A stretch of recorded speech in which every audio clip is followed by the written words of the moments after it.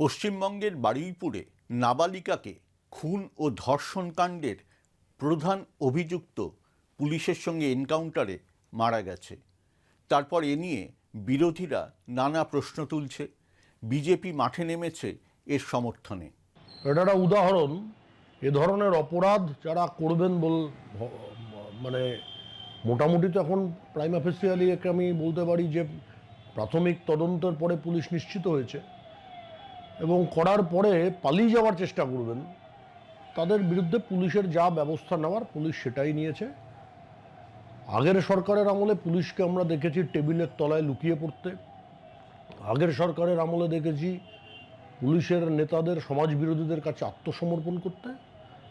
আর এখন দেখুন যে কাণ্ড, মহিলাদের ওপরে যে ধরনের অত্যাচার যারা করবে তাদের বিরুদ্ধে যে জিরো টলারেন্স বিজেপি সরকারের নীতি, এবং সেই জিরো টলারেন্স নীতিকেও যারা অমান্য করার চেষ্টা করবে, যা ব্যবস্থা নেওয়ার আইন অনুসারে পুলিশ নিয়েছে।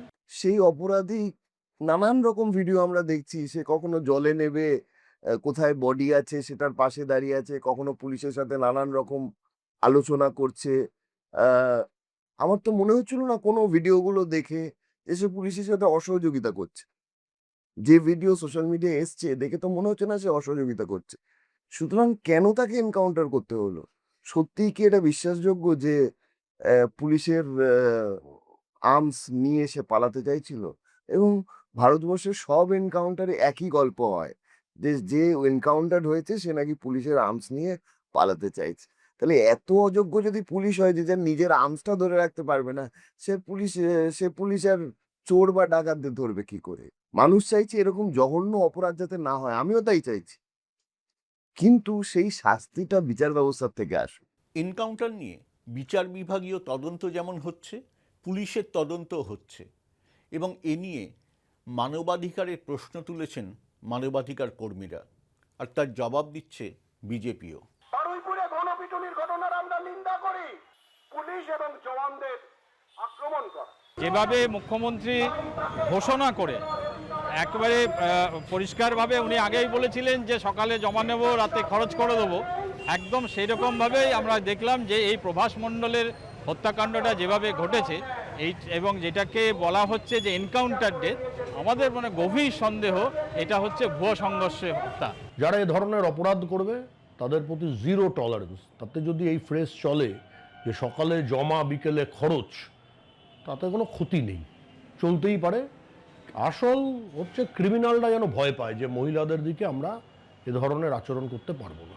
পুলিশ আমরা দেখতে পাচ্ছি সব জায়গায় ভয়ঙ্কর সমস্ত যেসব ক্রিমিনালদের সম্প্রতি নিয়ে যাচ্ছে, তাদের হয় হ্যান্ডকাপ করে বা কোমরে দড়ি বেঁধে দিনের বেলায় নিয়ে যাচ্ছে। তো এখানে মধ্যরাতে ওই রকম অন্ধকার জায়গায় সে নিয়ে গেল কেন? এবং কোনো প্রোটেকশন, তার হ্যান্ডকাপ নেই, কোনো কিছু নেই, তাকে এইভাবে নির্মাণ করতে নিয়ে গেল। তাহলে পুলিশ কি পরিকল্পনাই করে নিয়েছিল যে সে পালাতে চেষ্টা করবে এবং পুলিশ এভাবে তাকে হত্যা করবে? এটাই আমাদের খুবই উদ্বেগের জায়গা। এবং একই সঙ্গে আমরা দেখতে একটা গণপিটুনির সংস্কৃতি, সেই সব কিন্তু এই শাসক দল থেকেই তৈরি হচ্ছে। এই গণপিটুনি এবং এই ফেক এনকাউন্টার দুটো কিন্তু একই সংস্কৃতির দুটো রূপ। এনকাউন্টার নিয়ে সাবেক পুলিশ কর্তা কি বলছেন? পুলিশ এনকাউন্টারের নামে কাউকে গুলি করে মেরে দেবে, আমি তারও ঘোর বিরোধী।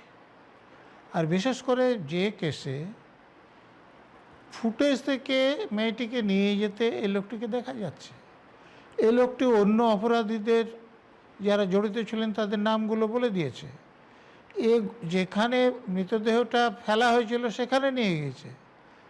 তো তিনি তো